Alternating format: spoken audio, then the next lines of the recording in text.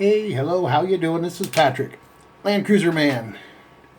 Just want to make a little video here. I don't know how this is going to come out. This is a little collection of pictures that I gathered of Landcruiser I did right before I started the red one there, the 65. This one's 1970. It was a December of 70, I think, which was weird because with California it was registered as a 72. I had like 1 year off, but never 2 years off, where it was manufactured in 70 and sold in California as a 72. But this is a little Landcruiser I did. It's like probably 95% original. It was a very, very nice little cruiser I bought up north here. I painted it silver. Did all the work there painting it. This one, like I say, it's all original. Had the original little F motor in it. Did some work there putting that back together. Getting that running good. It was a good running little Landcruiser. Had all the original vacuum shift, but had the high-low underneath the dash and had the vacuum for the front drive. It had the floor shifter, 3-speed. Nice little Landcruiser. Oh, that was a transfer case with a Ferry overdrive. Here's another picture of it with the top off.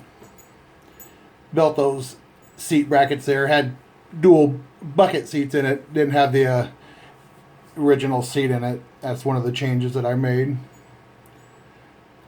The second change was I put the vintage air heater in it, heater defroster unit. Took the stock unit out. Like I say, those things are kind of a mess.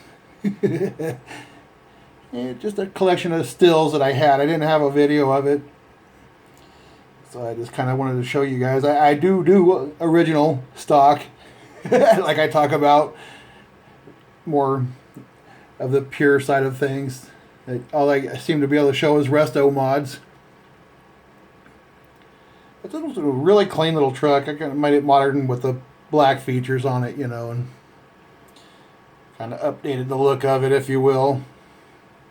It actually went to Mexico. I sold it to a guy in Mexico. And it was kind of funny because the guy that picked it up, the truck driver, he was from Central America, where they grow all the coffee. I can't think of it. But he said when he grew up, that's all they had was Landcruisers, FJ40s, because that's all that would climb the mountains to the coffee plantations where he and his family worked. So it was kind of neat. Costa Rica, I think, was where he was from. Yeah, well, this one had the hardtop on it. Like I say, I put in those seats, the aftermarket seats. I used the original frames, seat brackets, but kind of made my own version of what would have been a bucket seat bracket of that era. Kind of see it there. Kind of looks original. And they matched nice. I ended up with those seats in a trade, like normal. Rebuilt that steering wheel. Had to completely restore that steering wheel. It was a mess. Absolute mess. But my first attempt at doing a steering wheel, it came out really good. I'll have to do a video one day and show that because I'm working on the one in the 65. I'm actually going to kind of restore that one, make it look nice like this one. There you can kind of see the vintage air heater down there on the bottom of the dash where the vent tubes for the defroster come out of the front instead of the side. Other than that, though, you can see the unit tucks up in there real tight. You can't really see it. And then the three little knobs there in the center are for the vintage air heater. Really clean little setup. Just love doing the conversion. It's not original, so, it is what it is, but it works good, looks good. Everything is just right on it. The other side there, you can see the little stock mirrors. Kind of, did what I could to preserve most of this stuff. You can see the heater a little bit better. The vintage air. That's a vintage air compact defroster heater unit. It's actually made for hot rods, like old hot rods that don't have a heater defroster. There you can see the seat frames again.